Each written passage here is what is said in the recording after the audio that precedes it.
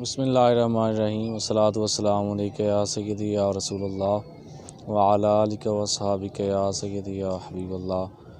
حضرت شاہ رکن عالم رحمۃ اللہ علیہ کے دربار پر اس وقت موجود ہوں اور ان کی ایک بڑی خوبصورت کرامت میرے ذہن میں آ رہی ہے، وہ میں آپ احباب کو سناتا ہوں۔ یہ حضرت بہاؤالدین زکریا ملتانی رحمۃ اللہ علیہ کے پوتے ہیں شاہ رکن عالم۔ حضرت بہاؤالدین زکریا کے دربار میں جو عورت لنگر پکایا کرتی تھی اس کے ہاں اولاد نہیں تھی، تو وہ آ کر کہنے لگی کہ میں نے آپ کے دربار میں اتنے سالوں سے لنگر پکانے کا فریضہ اپنے سر لیا ہوا ہے، میرے ہاں اولاد نہیں ہے، تو اے بہاؤالدین زکریا ملتانی میرے لیے دعا فرمائے، اللہ مجھے اولاد عطا فرما دے۔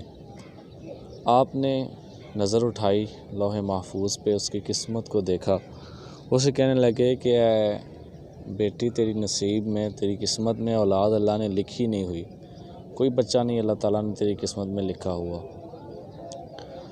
جب یہ بات کی تو وہ عورت روتی ہوئی باہر چلی گئی۔ رستے میں اسے حضرت شاہ رکن عالم رحمۃ اللہ علیہ ملے۔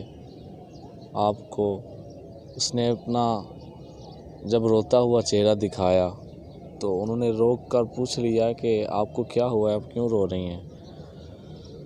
عورت کہنے لگی کہ میں نے اتنے سال خدمت کی ہے حضرت بہاؤالدین زکریا کی، تو میں نے کہا میری قسمت میں اولاد نہیں ہے، دعا کریں، تو انہوں نے کہا کہ تیری قسمت میں اولاد ہے ہی نہیں۔ انہوں نے سیدھی نہ ہی کر دیا، بھلا مجھے کہتے کہ چلو اللہ کرم کرے گا۔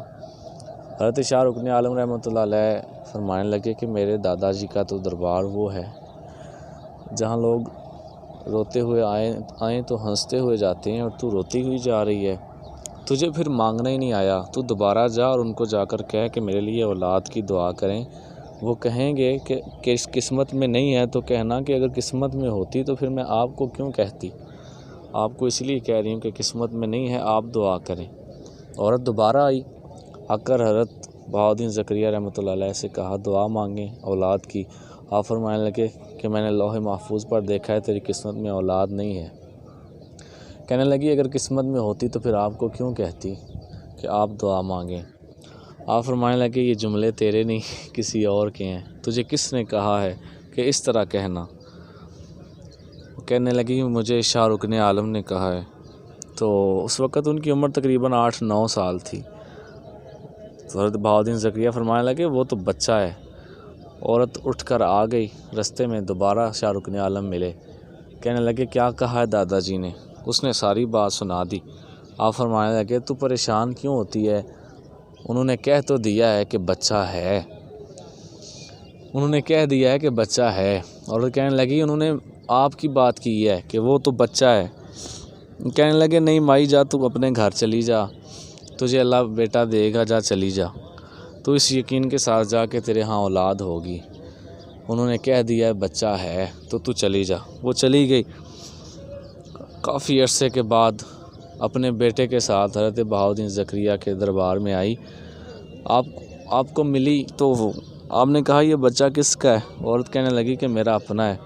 آپ نے کہا کہ تیری قسمت میں تو اولاد نہیں تھی، لیکن اس وقت لوح محفوظ پر دیکھا تو کہنے لگے اب تو تیری قسمت میں اولاد لکھی ہوئی ہے، تو کیسے ہوا یہ سب کچھ؟ وہ کہنے لگی کہ شاہ رکن عالم کو بلائیں اپنے پوتے کو، یہ جن کا دربار آپ دیکھ رہے ہیں ان کی بات ہو رہی ہے، یہ ان کے پوتے ہیں حضرت بہاؤالدین زکریا کے، جو کہ سہروردیوں کے پیر ہیں بہت بڑے۔ تو شاہ رکن عالم کو بلایا گیا تو دادا جی نے پوچھا پھر ان سے کہ بتاؤ یہ کیا کیا تم نے؟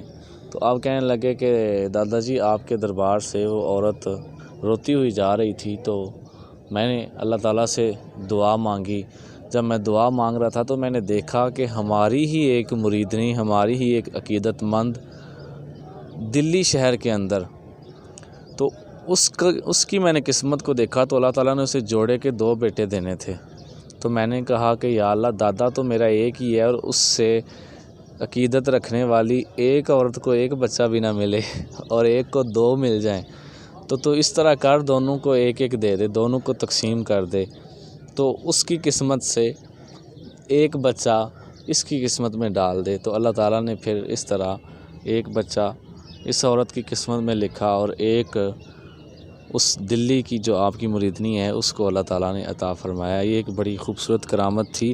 آپ کوئی قرآن و حدیث کی دلیل مانگنے لگ جائے نا مجھ سے تو اسے میں اتنا ہی کہوں گا کہ کرامت ایک بابا جی کی ہے. اگر آپ اس کا انکار بھی کر دیں گے تو آپ کافر نہیں ہو جائیں گے. ایک بات میرے ذہن میں تھی چونکہ ان کے دربار پہ آیا ہوں تو میں نے کہا چلیں یہ باقی دوستوں کے ساتھ بھی شیئر کر دیتا ہوں. اللہ تعالیٰ ایسے بزرگوں کا سایہ امت مسلمہ پر قائم و دائم فرمائے اور اللہ ان کے صدقے ہماری مشکلات حل فرمائے. ویڈیو کو شیئر فرما دیں. السلام علیکم ورحمۃ اللہ وبرکاتہ.